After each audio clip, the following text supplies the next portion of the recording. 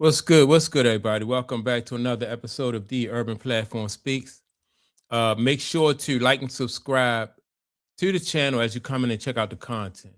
Now, with that being said, I wanna react to a post that this guy right here on the left hand side of my screen he made about Dan Hurley, right? And he said that Dan Hurley cannot coach. He says that Dan Hurley basically found a loophole and he's exploiting it. He's exploiting this loophole to his advantage, right?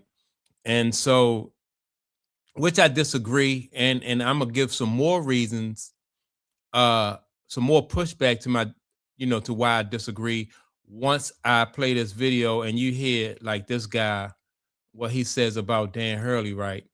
But before I play the videos, at the bottom, let's say, well, in the middle of the screen, it says Dan Hurley's system never really worked.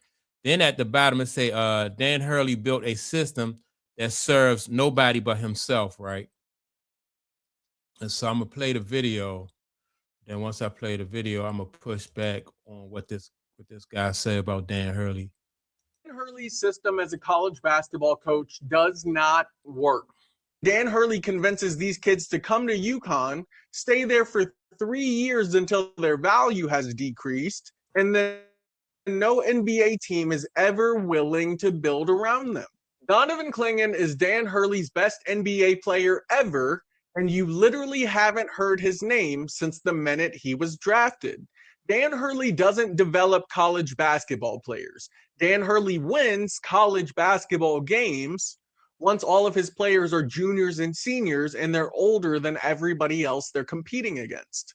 Dan Hurley's strategy as a coach is just to have the oldest, most experienced guys on the floor, and once out of every 4 years, he'll give his team a chance to win the national championship. Dan Hurley stays relevant by screaming, yelling, and making facial expressions at referees. Dan Hurley's approach to winning championships expired 25 years ago. All right, so let me just push back on that. So first of all, he says that Dan Hurley, he keeps his guys until like they're more mature, and which I don't see. I agree with that. I don't see anything wrong with that. If that's a strategy that is winning for him, I think it's a good strategy. Remember, like this era of basketball, you have guys leaving so early, more one and dones and stuff like that, right? So the smart thing to do would be to bring kids into your program that are going to stay there for 3 years, learn how to play basketball under your system, and then yeah, by the time they are juniors and seniors, then you have a good team. I remember Calipari used to lose like that. He'd bring in every year, he'd get like 4 or 5 of the top recruits, and then they would fall short every year, right? And it's because they were getting beat by mid majors because the mid major teams had more experience. Those guys had played together for 4 years, and it's so hard. No matter how much talent you have, it's so hard to bring in kids and have them develop chemistry and gel together in one season. Think about all the great players that John Calipari has coached, those one and dones when he was at Memphis, was at Kentucky or was it Kansas? I think it was Kentucky. He was at, he got a lot of really good basketball players when he was at those schools. A lot of those one and dones, but experience in the end win out over talent. Those guys still have to learn how, and it takes more than 1 year in most cases for those guys to learn how to play basketball, right? And as far as developing talent for the next level and having those guys be like a player that you could develop or you could build a team around in the NBA, most players who come out of college will not, will not be able to be in a position where an NBA team is going to build around them. That's number one. And I think it's more appealing to a NBA team to have to get players that know how to play team basketball and play within a structure. You get players who are unselfish and just or committed to winning. Like if you're not gonna have a LeBron James or Kevin Durant on your team, or Carmelo Anthony, then you better get kids who can who can play team basketball, who will put the team first.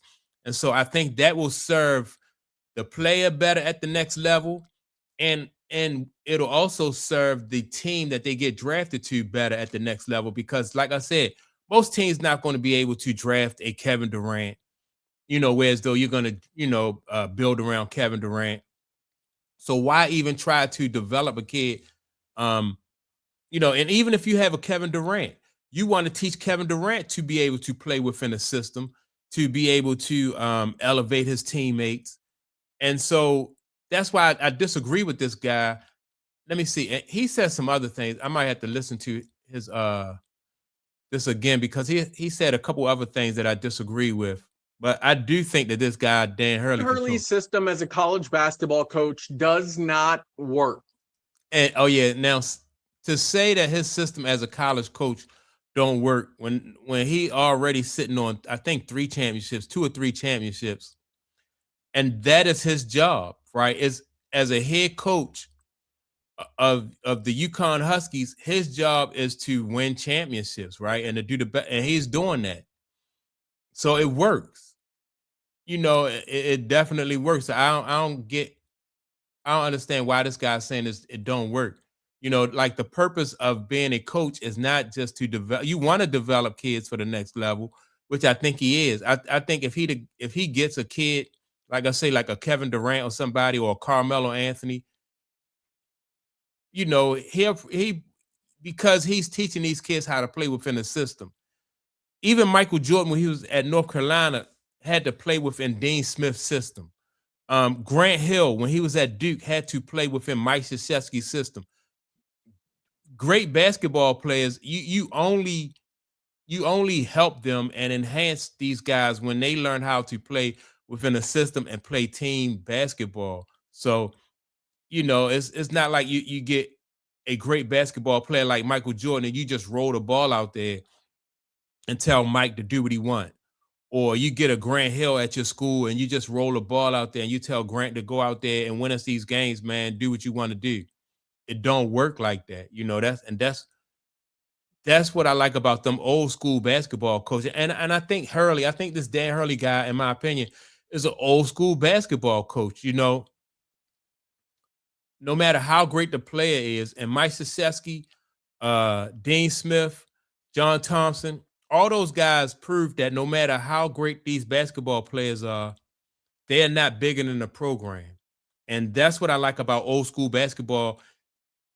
It used, like Dean Smith was the man in North Carolina, not Michael Jordan. Mike Krzyzewski was the man at Duke, not Grant Hill. John Thompson was the man at Georgetown, not Patrick Ewing. And that's what I like. Like with Dan Hurley, he's that dude on the campus. He's the man at UConn as far as the men's basketball program. And even when you look at the women's program, you got Gino Auriemma. Like Gino Auriemma has some really great basketball players play for him, right? But he's the head of the snake. He's the one who runs that program. It's his job to put a successful program together. It's his job to make sure that these kids learn how to play team basketball, and that will help them at the next level. Most of the time when you have like I said, Carmelo Anthony, in my opinion, was like the exception to the rule.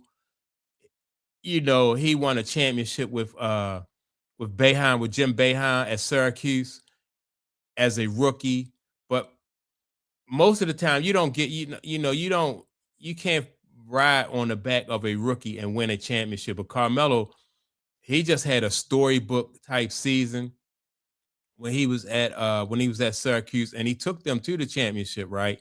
But most of the time, man, you got to teach these kids how to play basketball and how to play basketball within a system, and it got to be team first.